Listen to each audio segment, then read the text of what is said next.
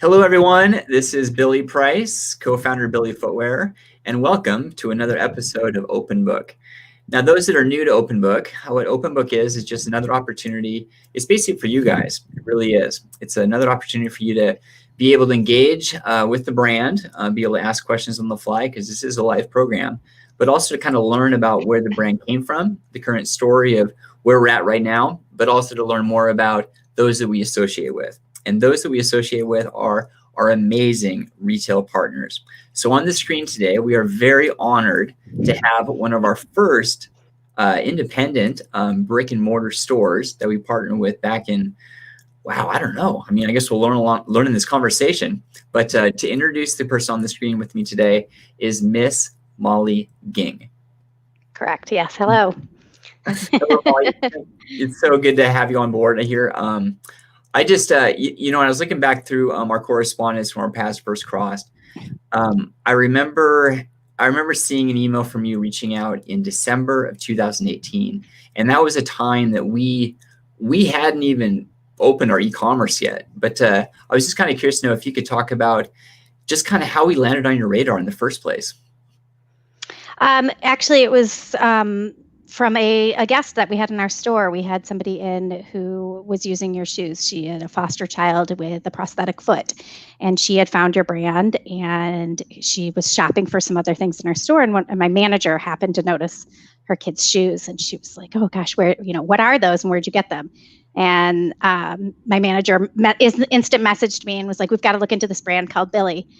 And so I immediately, Googled you, went up to your website, and I was like, oh man, it doesn't look like they're taking any retailers. You never know. So that's how we found out about you, and how we came to find your brand. That's so cool. That's so cool. And it was so great for us to learn about your store because, just going on your about page and hearing the story about how Little Seedling came to be, I couldn't help but kind of relate to your story because it started with something very small and then it grew into something much bigger. And working out of a basement and then working into a storefront and expanding into other stores. I was hoping you could share just kind of that journey because it sounds like it was an awesome one. Yeah. I mean, I first got pregnant with my first child. I had planned on being a stay-at-home mom. I had a career in IT. I was an engineer by education, and I just assumed I would be removing myself from the workforce once I had children. While I was pregnant, there were certainly products that I was looking for that I couldn't find locally. This was 18 years ago, so long, not long before the internet, but we didn't really use the internet the way we do now. And my son was born. I had really wanted to cloth diaper. I had to do all my shopping online for cloth diapers, which was tedious, and there was nobody to help me. And so when I was about 6 weeks postpartum, I actually turned to my husband in the middle of the night one night, and I said, honey, I think I'm going to start a business tomorrow. And he was like, oh, have fun, you go for it. And I thought, I can't be the only person who's looking for these types of products. Maybe I am, maybe I'm just crazy and, we'll have, no one will care that I have this business. But maybe there's other families who want these products. So I just started, talking about cloth diapers in moms groups and things like that. And long story short, it really just snowballed. We worked out of our basement for about 3 years selling, diapers, baby carriers, wooden toys, safe bath products, things like that. After my second son was born, it became very difficult to run a business out of our basement with a toddler and a newborn. So we made the leap into brick and mortar at that point. And it's really just snowballed. We have always relied on recommendations from our guests. Moms and dads, they really do their research and they know what products they want. And so they come in and they say, we're looking for this or we're looking for that. And so we've expanded from small specialized products to really everything: car seats, strollers, clothing, shoes, toys, basically anything you could need for your kids. Right. Well, I there's so many parts of that story that I just love so much. And I think where I'll start is the sense of community that your store has. I mean, to be able to listen to their customers, be able to come in, like taking the recommendation, going like, oh, that's fantastic. Let me go out and reach out and see see if we can do that. I mean, to be able to then all of a sudden have another partnership with somewhere else. I mean, you're in Michigan, we're in Seattle. I mean, that's a fair amount of distance between the two, and here we are. And Yeah. so that's really, really cool. I mean, can you talk about kind of the community setting of Ann Arbor? Ann Arbor is a college town. We're a decent sized town, about 100,000 people. Consistently ranked kind of one of the best places to live. I actually have grown up in Ann Arbor. I've lived in Ann Arbor almost my entire life. Very well educated city. We have a lot of families here. A little bit of transient population, just because we do get a lot of people who are here for education for short periods of time and they go work somewhere else. But lots of young families, and yeah, just a great kind of small town but big town feel to it. Yeah, great. Well, I know that. I mean, how are things going right now? I know the store is back open. I mean, 2020 has been a roller coaster for everybody. I mean, it's touched. Yeah. Well, I don't know. I mean, it affected everybody in some way, some more significantly than others. And I know as a business owner, well, things happen for sure. Yeah, so I was just kind of curious challenging. how COVID hit you guys.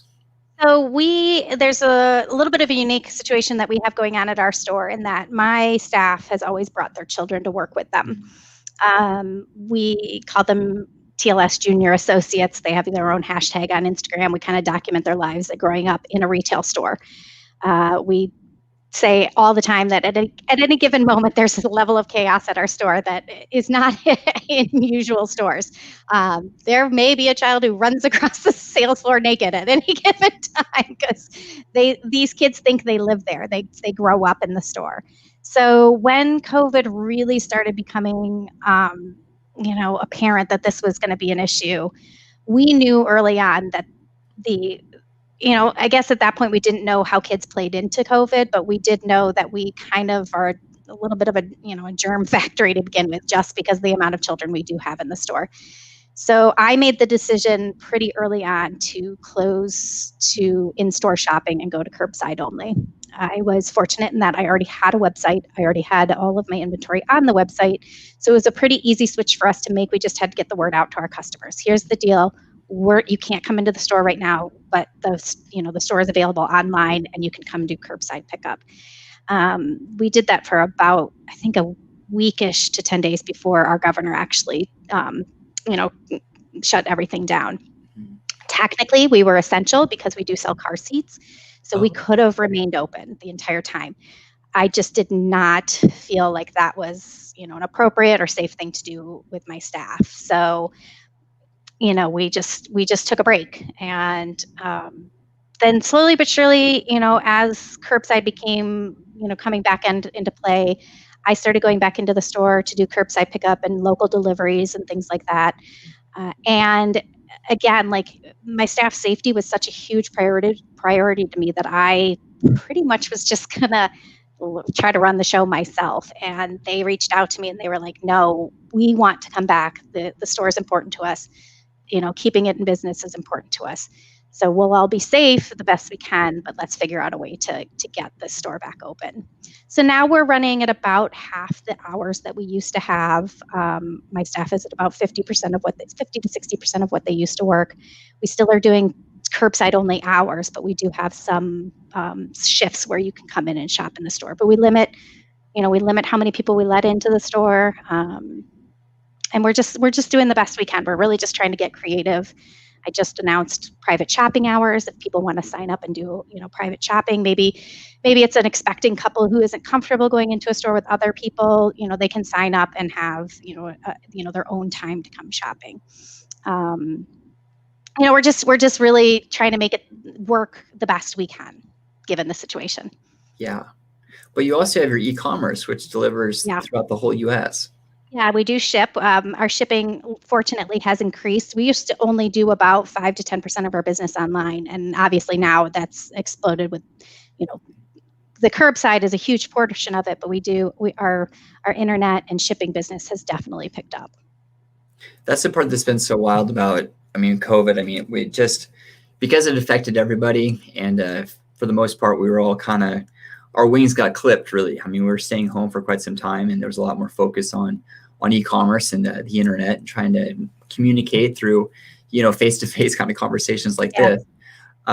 It's interesting how when things are changing, it's also an opportunity to look at things in a different way. Yeah, absolutely. Yeah, and working with other nonprofits as well as other businesses, I know that they have noticed that their e-commerce has gone up, and now with the doors opening back up, it's interesting because the e-commerce kind of maintains a little bit, but plus you have the store people coming back in. So it seemed like if we were able to ride out that storm a little bit, we have another product, I guess, or another service, I guess I should say, to be able to offer our customers. Yeah. And we've just had to adapt. I mean, like, I'm not a social media expert in any sense of the word. I've been trying to do a lot more like live videos on my own site. And I kind of it's important to me to kind of show real life. I'm not one of these people who's gonna, get all dolled up for my Instagram videos to make myself look perfect. My live videos are a mess. Like I'm like trying to hold up clothes and I'm in the way, and like I'm answering the phone, and like my live videos are kind of a big mess, but I call them real life retail, and this is just the way it is. I mean, we're just, we're trying to show people, especially things like clothing. It's hard to shop online for clothing, so I, try to focus on the prints and the patterns and the fabrics, and just give people a little bit better idea of what they're shopping for through my live videos. So it's certainly not something that I ever thought I'd be doing, but it works. You just have to get creative, and you have to figure out new ways to reach people. Yeah. Well, I gotta say, I mean, the content that you do put up on social media, I love it. I mean, because it's so authentic. I mean, it really tells a story. I mean, and your photographs, oh my gosh. I mean, I remember seeing a few photographs of the kids. I don't know. I mean, you must have just an endless resource of kids that come through, because I mean, they're just delightful pictures. Yeah. Well, I can thank I do have my Instagram girl, Courtney. She does all the photography for Instagram. She does a fantastic job. But yeah, a lot of those are our kids. Whether it's, pictures, if staff has bought something and they take it home, they'll take candid pictures of their kids with it so that we can use those. A lot of them are also guests of our store. They love, sharing their children using our products as well. Right. Wow. So cool. So cool. And I definitely appreciate your comment about the kids being in the store, of the employees and stuff. We've definitely had children of our staff come in, especially, and dogs as well. I mean, just kind of, I mean, there's so much going on. I mean, life is very dynamic, and it's cool to be able to have an opportunity to be able to let the family kind of come in and be a part of the whole system, I guess. A couple of years ago, I think we tried to figure out how many junior associates we've had coming through the store in the last, 15 years. And I think we came up with somewhere around the line of 70 to 75 children have worked in the store. I look forward to see what these kids end up doing for a living when they grow up. Growing up in retail, see if they become a customer service oriented career or not. We'll see. Well, junior assistants, I love that term. I mean, we may have to borrow that. That's awesome. Yeah, the junior associates. They have their role. They mimic a lot. They learn. Kids. I mean, they mimic us a lot. They'll walk around the store with checklists, and they'll suggestively sell products to customers. They'll literally grab things off the shelf and walk them up to people who are shopping and be like, "You need this." So it's fun. It's definitely fun. That's awesome. Yeah, we have a little wagon here in our warehouse, and my kiddo will grab that wagon and he'll go down and take shoes off the shelf and put it in there. And it's and the shoes, we have a wall of shoes. I wish I could have done this in the store, but we have a shoe wall where we have, kind of like what you've got in the background. And there's, a few rows of shoes that are within reach. And one particular junior associate, who I believe is at the store right now, has probably completely disassembled the wall right now. She does it every day when she comes in. So oh my gosh, that's hilarious. Yeah, we only have you only put the rights out, right? So it's all right shoes. And so they'll walk around the store with two completely not fitting right shoes on. Two right feet. Right feet. So I was hoping we could shift gears just a little bit about the starting, like building a business, because your story started in a basement, and I Yeah. absolutely love that because our story did too. I mean, we had an idea of a shoe, we had a rough prototype, and when it came time to start moving forward, my parents' basement that doubled as our initial warehouse, and Mhm. it was so funny. And I don't know, it's just so crazy because at that time it was 4,200 pairs of shoes, and at the time it just seemed like just such an astronomical number. And now as Yeah. things continue to grow, that number it's much smaller, relatively. I mean, it's still a lot of Right. shoes, but relatively so much smaller. But it's so I love your story because it started in the basement, and Yep. as did ours. And just that it's just a matter of, there's that starting point, but then having the faith and just kind of grinding and having the grit to keep moving forward. So I was just kind of curious to know, when it comes to entrepreneurship, I mean, entrepreneurship was not in my family. My family did not. I didn't have any entrepreneurial influence. It just, there was an opportunity that presented itself, and it's like, yes, we need to do this. We need to move forward. So I was just kind of curious, did you grow up in an entrepreneurial family? Not at all. And it's actually funny you bring this up because I was just on the phone with my sister last night. She just recently started her own business. And my little brother also has his own business. So all three children in our family ended up in retail, selling in different formats. I have my brick and mortar. My brother sells online only, worldwide, and my sister does resale. So three different versions, but no, my dad was a doctor, my mom was a social worker, so no retail. And I mean, I worked retail. Don't get me wrong. All through college, I worked retail. And if you had asked me when I was 18 years old if I was going to own a retail store, I would have said absolutely not. Like this was not anywhere in the plan at all. So yeah, it's interesting how that not only played out in my life. I mean, my retail store's been around for 17 years. My brother, I don't even know, maybe 10 years. My sister is just kind of getting started. So yeah, it's funny to me that my parents ended up with three entrepreneurs. That's But I mean, we're all very go-getter. My parents instilled a very you know hard work ethic into us, and you really have to work hard to be in retail. So right. Yeah, people ask me the question, so, hey, I've got this idea, or hey, I'm starting a business. What do you recommend? What are your suggestions? And, as a business owner, we definitely had some highs and lows, and but it's a matter of when those lows did happen, it seemed like it was an opportunity to set us up for the next success. And what it really boiled down to is just not quitting, just keep grinding away and moving forward. So I don't know, would you say that's the same for you? 100%. And there's so many times you want to quit. I mean, Mm. 2020, for example. I mean, there have been times, I can't remember in the 17 years I've been in business, I take one day off a year, and that's my husband's birthday. I pretty much work every other day in some form or another.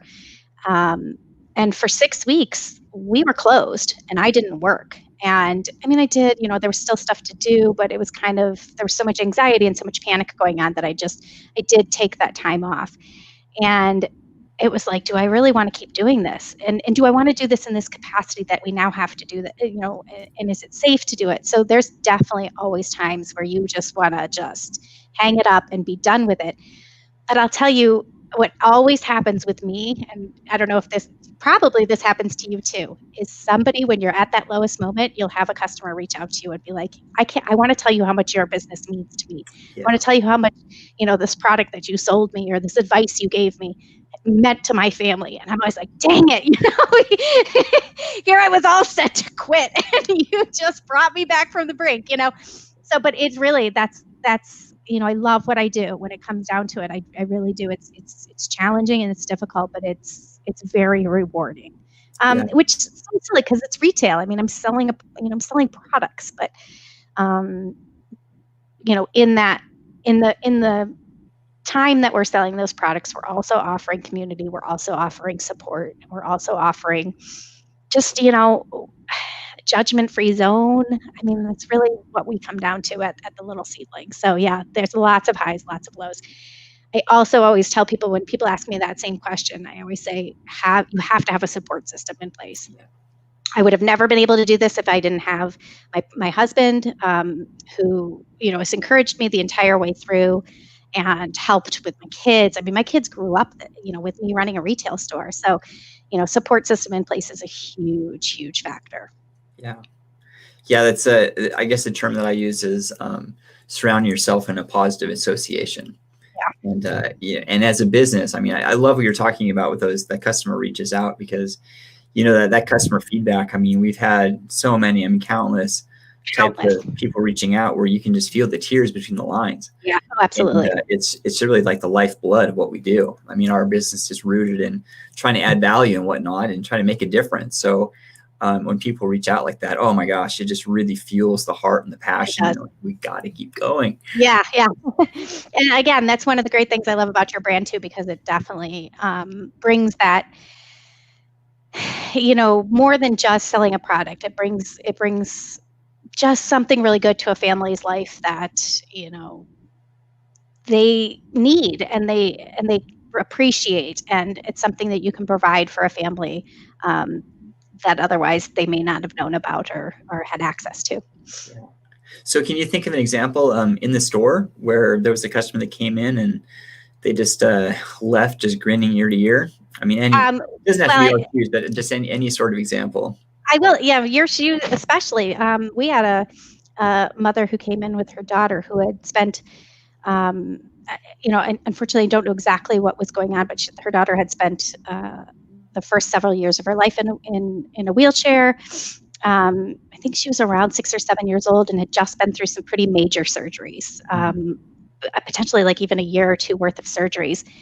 And she was finally ready to, get physical therapy to start walking and things like that. And they came in to get her a pair of BILLY shoes that she could wear with her braces. And, it's not even just the child at that moment, because that child was almost a little bit too young to even understand the impact of what was going on. But that mother who just really appreciated being able to try these on in person, and get a really cute pair of shoes that, our favorites are the pink unicorn rainbow one.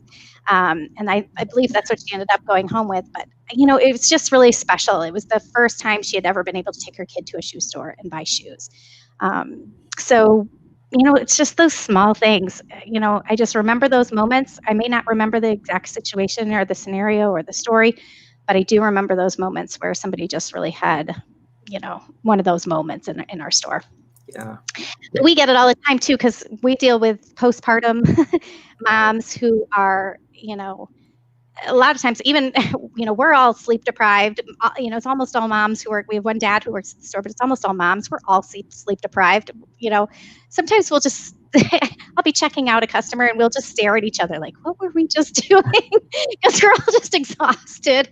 And, we'll cry together and we'll get through things together, and breastfeeding issues and all sorts of, diaper rash and all this and that and the other thing. So lots of scenarios where we just, we cry with our customers and we help them through whatever is going on, and we offer, a place to be comfortable.